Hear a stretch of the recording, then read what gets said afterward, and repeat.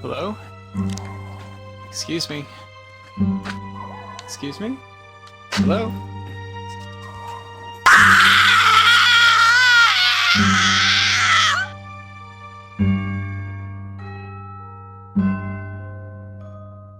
In Japan, there is a place called Nagaro.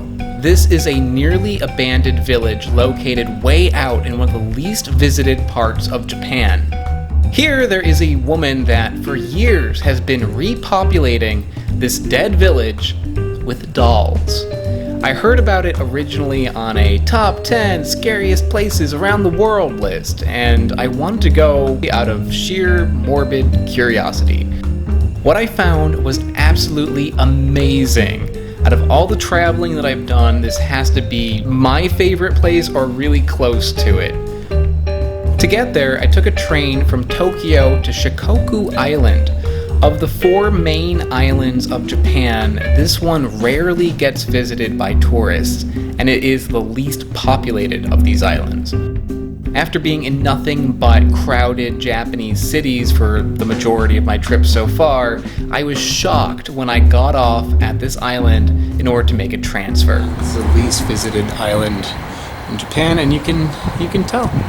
The only people you really see around here are old people who have no reason to be in the big city.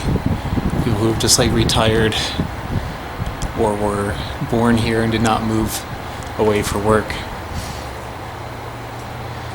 It's just kind of a shame. It's really, really pretty. But yeah, the town is pretty much dead. This is a single car train that's going to where I'm going. That's insane.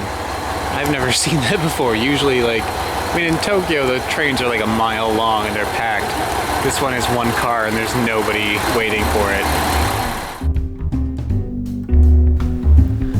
The transfer town, dead as it was, wasn't even close to what I was about to see next. I made my way to Iya Valley, where I managed to find this secluded hostel that was about an hour and a half away from Doll Village. That was the closest hotel I could find. I arranged with the hostel to drive me there. The entire way there, we just saw nothingness. There were hardly any cars on the road, and the few buildings that we saw were all shuttered. It was just nothing, nothing, nothing, nothing. And then suddenly, out of nowhere, we come across this town that's just full of life, just really bustling. But then you get a closer look, and you realize that all those people were dolls. We were there. This is what you see when you walk in through the village. The red one is the name of the village. Oh, what does that say? Iya Kakashimura. Iya Kakashimura. So this, yes. Does that mean Doll Village? Yes. ここまでの所要時間は1時間19分です。運転お疲れ様でした。 Oh god. Scary. Yeah. Okay. Ah. Waiting for the bus.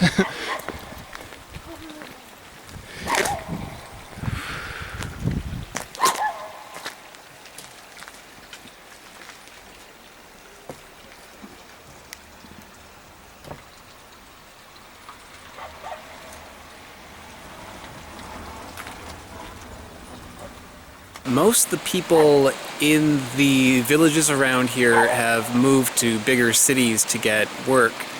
And the story goes with this place is that one woman came back to her village because her father died.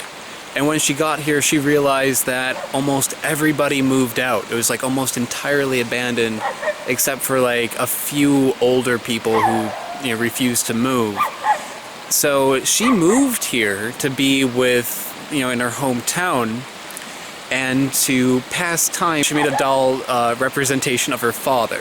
When she finished doing that, she made one for her mother. And when she finished that, nothing better to do, she started making dolls of all of her friends that she knew from this area. And basically, she repopulated the town over time. So now when you walk through, there are dolls everywhere based after people that she knew when she was a kid, when she used to be here. And as the few people who are left here have been dying off or moving away, she's made dolls of them too. So as you go through the town, you see dolls everywhere.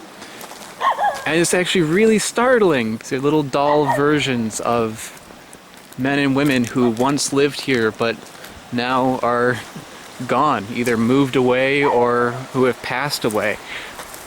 It's really creepy, but also really amazing. She made these all just by hand. And you see, they all have like button eyes. She put a lot of care into them.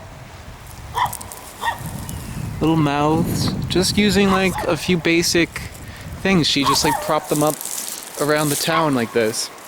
I'd love to meet the woman who just like did such a, I don't know, a beautiful thing like this. It's beautiful and strange. Just kind of making the world a more interesting place. It's even like a little cloth fish. They're actually like quite lifelike too.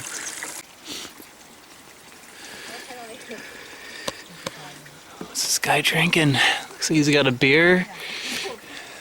This woman's oranges have rotted. It's maybe a little too realistic.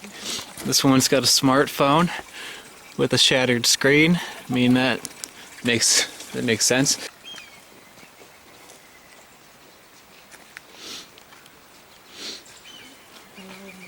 Seen two older people here, older lady and an old guy who still live here apparently, but from what I hear there's very, very few people who do. And they're just older people who, like, this is just their home and they don't want to leave.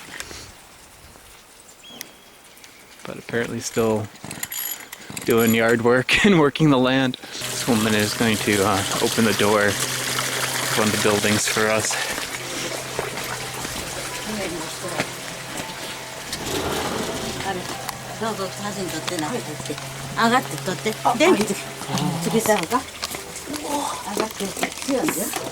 Wow. This is a doll wedding. She says come in.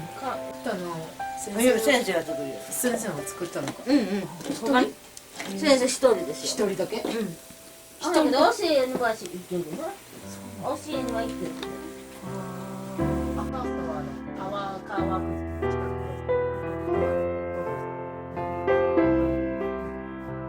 くでこれから憧れは帰って私たちはお腹が働く人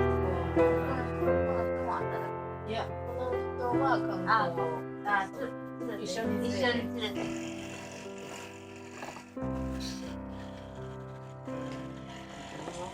そうね、ちょっとさ、もう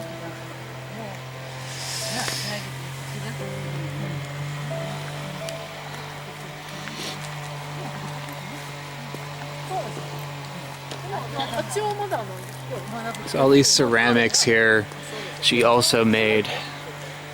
Very talented artist. Strange little critters she made. Oh, I love it. And some of it's for sale, so I'm gonna buy probably more than I should. And the majority of these buildings are empty. The people who used to live in them have moved out. So it's just kind of like a ghost town. There's a few people that live here. Is that a doll? It's a little one. Now that I got away from like the main part of the town, it kind of feels like Where's Waldo? Like you're just kind of like looking around. You don't really see much of anything, but then you look out there and you see there's more. There's more dolls right over there. And if you look over here, there's another one by that tree. They're still like everywhere, but like it's more subtle. They're not so concentrated. Wow. This is really, really beautiful. Some more dolls over there. Yeah, it's like these ones that are just kind of like peppered around like this are almost in a way more creepy. It's because you just think it's over and then, oh, there's more.